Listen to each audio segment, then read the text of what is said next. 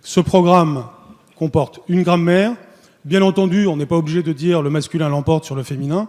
Il suffit de dire que cela s'accorde au masculin.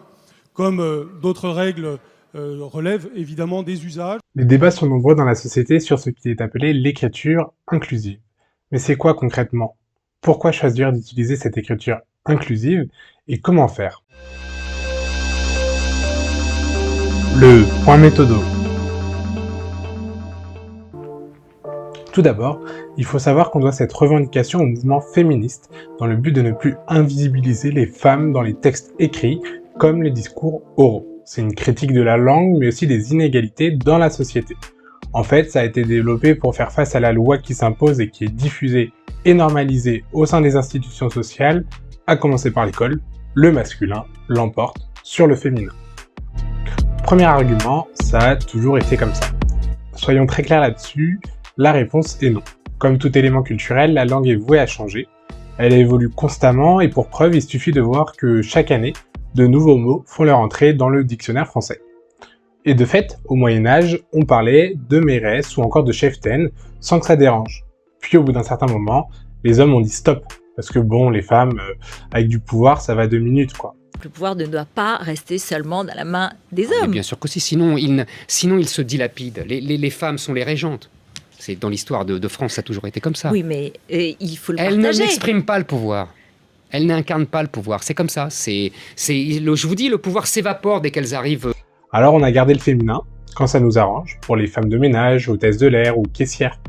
Pour d'autres, on a changé le sens pour ne conserver qu'un aspect détourné. Un jardinier est un artisan du paysage, une jardinière est un pot de fleurs.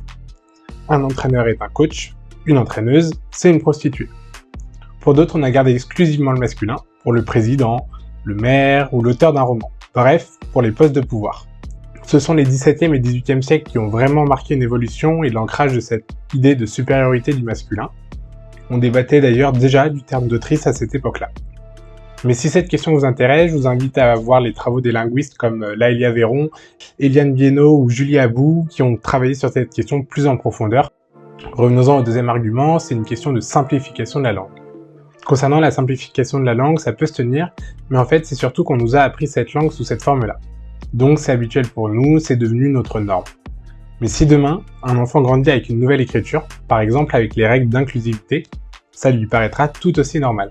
Imagine que tu es dans une ville sans GPS et que tu dois traverser cette ville en évitant certaines rues. Selon si c'est la première fois que tu es dans cette ville et en plus, disons, à l'étranger, ou si c'est celle de ton quotidien dans laquelle tu vis depuis 20 ans, tes repères ne seront pas les mêmes. Tu pourras ou non savoir à quoi t'attendre, plus ou moins facilement. Et bien avec l'écriture inclusive, c'est pareil. Et puis l'usage actuel n'est pas aussi clair qu'on le pense. Imagine que je te parle des résultats de plusieurs sportives. Tu sais que je ne parle que de femmes.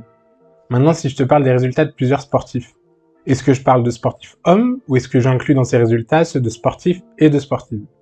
En fait, le problème, c'est qu'on ne peut jamais savoir si les femmes sont ou non concernées par les propos. Et puis, si t'es toujours pas convaincu, est-ce que simplifier la langue, c'est vraiment plus important qu'inclure la moitié de l'humanité dans cette langue? Personnellement, j'en suis pas sûr. Face à ça, les mouvements féministes ont donc décidé de proposer des changements dans l'usage de la langue.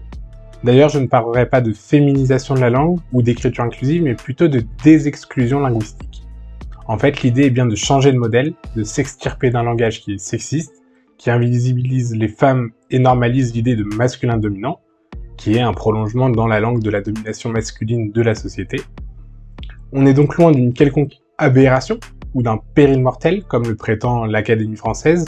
Tout le monde sait que les académiciens sont des antiféministes notoires. Mais il s'agit simplement de redonner leur place aux femmes dans la langue et dans l'espace public. Et ça, c'est sûr que pour certains, c'est difficile à accepter.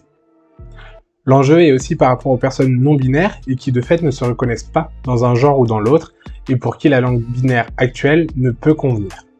Mais alors, l'écriture inclusive, l'écriture désexcluante, comment l'utiliser? Déjà, il faut savoir que si le débat se focalise souvent sur le point médian, il n'est en fait qu'une des nombreuses recommandations qui existent, qu'une des nombreuses manières d'utiliser l'écriture dite inclusive. Un guide a été rédigé à cet égard par le Haut Conseil à l'égalité entre les femmes et les hommes. C'est une instance consultative française qui vise à réfléchir et à favoriser l'égalité entre les femmes et les hommes. Une première édition de ce guide a vu le jour en 2015, puis a été réédité en version augmentée depuis, Et c'est ça qui a vraiment créé le débat autour de cette idée de point médian. Alors quelles sont les recommandations et comment les utiliser? Je ne les énoncerai pas toutes ici et je vous invite à aller voir directement le guide en entier, je vous mets le lien en description, mais passons en revue plusieurs de ces points. L'accord des noms de métiers, titres, grades et fonctions. Là c'est simple, pour une femme, on use du féminin. On ne parle plus d'auteur, de président ou de maire pour une femme, mais on parle de l'autrice, de la présidente et de madame la maire. L'usage de l'accord de proximité. Là, l'idée, c'est non plus d'avoir recours au masculin dominant, cette règle qui date donc de plusieurs siècles, mais bien d'accorder par rapport au terme le plus proche. Et d'ailleurs, il faut savoir que c'est ce que faisait déjà Racine. On est donc loin d'une idée révolutionnaire ou de féminazie comme on l'entend parfois. Un exemple, les inégalités entre sportifs et sportives professionnels persistent. L'utilisation du féminin et du masculin dans les messages adressés à toutes et tous. Plusieurs possibilités s'offrent ici à nous, les mots épicènes, le fameux point médian, mais aussi les pronoms non sexués et la double flexion. On parle de langage épicène quand un mot se dit de la même façon quel que soit le genre. Autrement dit, sa forme ne varie pas. Les journalistes, les élèves, les athlètes, les personnes par exemple. Avec la double flexion, l'idée est là d'utiliser les deux formes accordées, masculin et féminin, de manière successive. Travailleuses, travailleurs, c'est à vous que je m'adresse particulièrement ce soir. Le point médian, qui s'utilise en fait uniquement à l'écrit. Là, l'idée du point médian, c'est une simplification écrite de cette double flexion. C'est donc une convention graphique. Et si le point médian est préféré à la parenthèse, c'est pour une question d'égalité, tout simplement. Dans les recommandations, on trouve aussi l'importance de dissocier la femme, aux représentations et catégories socialement construites, des femmes, personnes aux identités plurielles, et plein d'autres idées tout aussi pertinentes. Inutile donc de tomber dans la caricature en essayant de mettre des points médians partout, ou de féminiser des mots genrés, comme un ordinateur, une feuille, une table ou encore autre chose. L'enjeu de l'écriture inclusive concerne l'humain. Tu l'auras compris, c'est un réel enjeu politique que cette idée d'écriture inclusive. C'est même un enjeu social, un spectre du combat contre les inégalités. Aussi, les choix de rédaction, loin d'être de simples artifices, sont performatifs. Ils font et fondent les discours et sont des marqueurs d'une façon de voir et d'écrire le monde. Alors n'oublions jamais, comme Bell Hooks l'a si bien écrit, que le langage est un lieu de pouvoir, que le langage est politique. Words and ideas can change the world.